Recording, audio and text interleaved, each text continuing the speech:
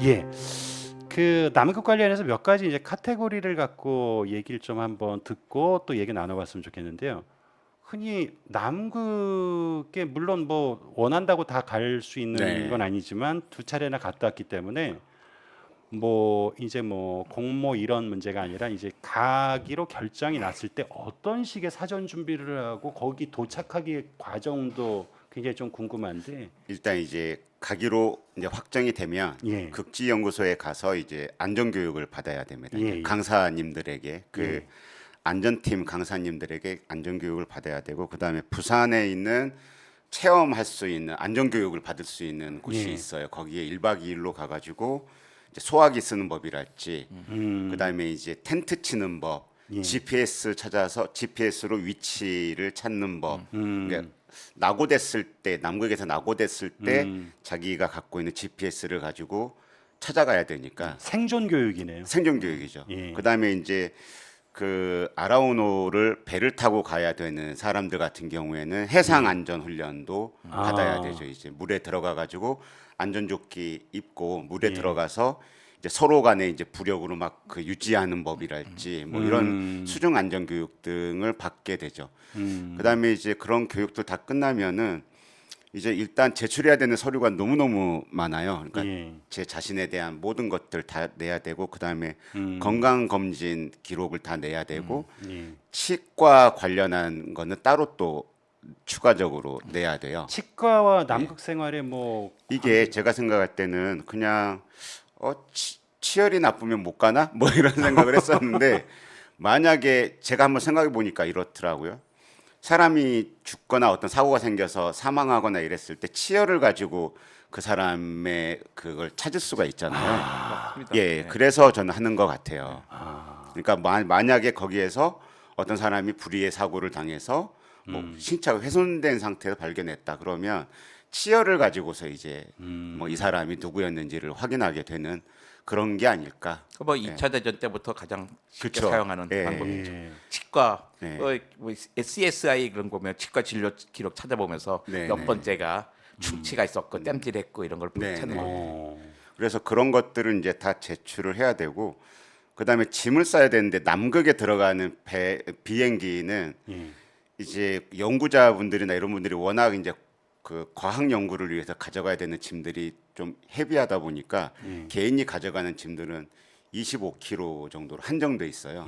근데 갈 때 대부분 추운 곳에 가니까 옷도 부피가 있고 예. 또 카메라도 막 마음껏 넣어가지고 네. 가고 싶은데 25kg 금방 넘거든요. 예. 그래서 의외로 그렇게 많이 못 가져가는 짐을 많이 못 가져가는.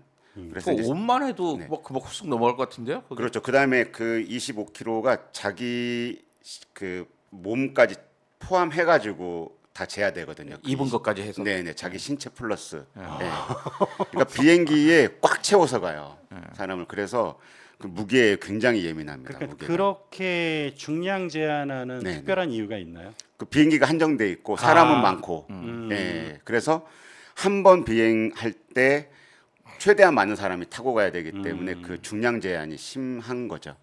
그래서 이제 세종기지 갈 때는 한국에서 파리로 가서 파리에서 칠레 산티아고로 가서 산티아고에서 칠레 푼타아레나스로 가가지고 거기에서 이제 세종기지 그 남극 킹 조지 섬에 있는 칠레 기지로 칠레 기지 공항에 내려가지고 거기에서 보트를 타고 이제 세종기지로 가는 거고요. 지금 말씀하신 경로는 다 비행기죠. 네네네. 마지막에만 배고. 네네. 그렇죠. 마지막에 이제 칠레 공항 그 남극 공항에서 세종기지 갈 때만 보트 한 1km 정도 떨어져 있거든요. 그것만 이제 보트로 타고 가고 나머지는 다 비행기죠. 그러니까 5번 타는 건가요, 비행기를? 파리, 산티아고, 푼타레나스, 칠레 공항 4번 타네요. 네 번. 네. 그러면 여기 한국에서 출발해서 최종적으로 보트 타고 세종기지까지 도착하는 데도 며칠이 한 걸리요 5일 넘게 5일이 걸리죠. 걸려요? 네. 그다음에 푼타레나스에서 그 칠레의 남극 공항의 기상 상태에 따라서 예. 실컷 공항까지 갔다가 예. 못 가고 돌아오기도 하고 그러거든요.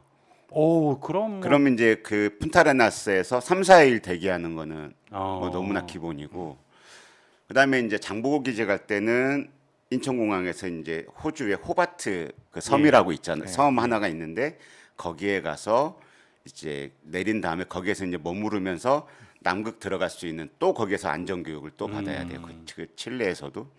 그다음에 거기에서는 이제 유니폼을 따로 줍니다. 그 비행기 탈 때 입는 완전 예. 수트 같은 옷이 있는데 그걸 우주복 다- 같은.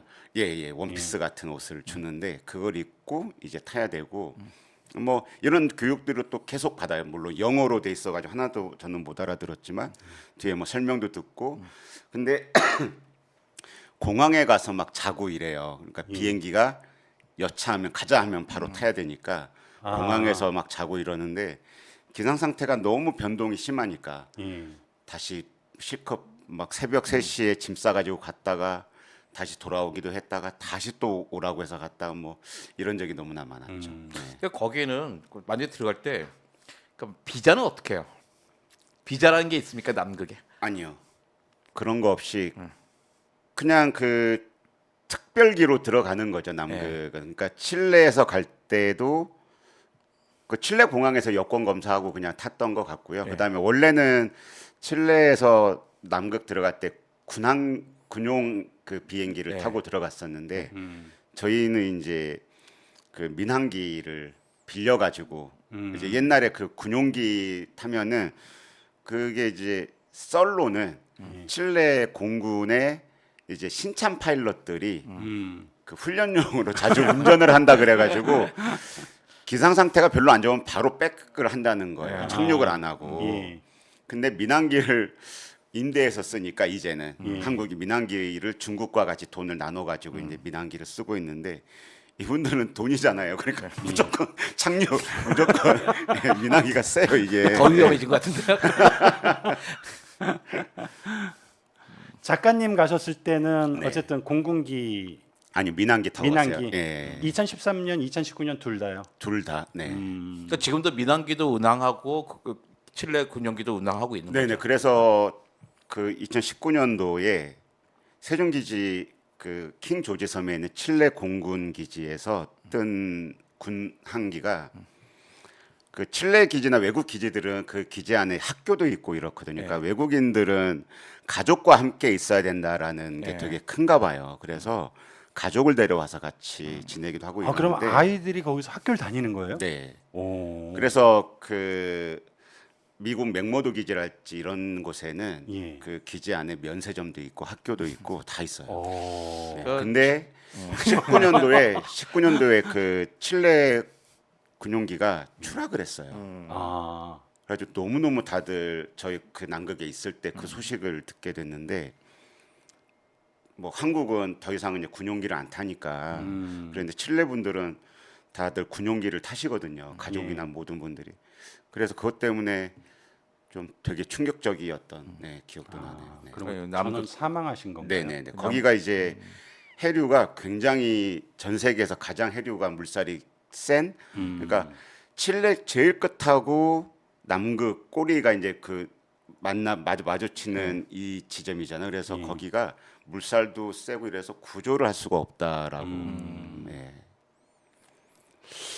아니 그 뭐 여러 가지 얘기가 있지만 어쨌든 재밌는 것부터 하나 저는 네네. 좀 여쭤보면 그 남극 일지 그 끝 부분인가요? 5화인가 6화쯤에 가면 어느 그 박사님이 야 이렇게 지금 뭐 영하 20도밖에 안 되니까 이렇게 뭐 따뜻한 날씨에 다들 팬티 차림으로 한번 단체 사진 찍어야죠. 해서 모자이크해서 나오긴 했는데 상상이 안 가는 거예요. 그래도 영하 한뭐 20도 이게- 안팎이 되는 거 아닙니까? 이게 그 남극 빙하가 예. 두께가 한 3km 정도 되거든요. 예. 3,000m가 넘어요 두께가. 그래서 이제 저희가 간 K루트가 무엇을 하는 거냐면 세종기지는 섬에 있고 예, 예. 장보기지는 해안가에 있고 아. 그러니까 내륙기지를 하나 만들고 싶은 거예요. 근데 전 세계에서 내륙기지를 갖고 있는 나라가 5나라 뭐 이 정도밖에 없으니까 예. 내륙기지를 만들게 되면 우리나라도 이제 그 세계 대여섯 번째의 나라가 되는 거죠. 뭐 남극의 기지를 3개를 가지고 있는 나라가 되는 거죠. 예.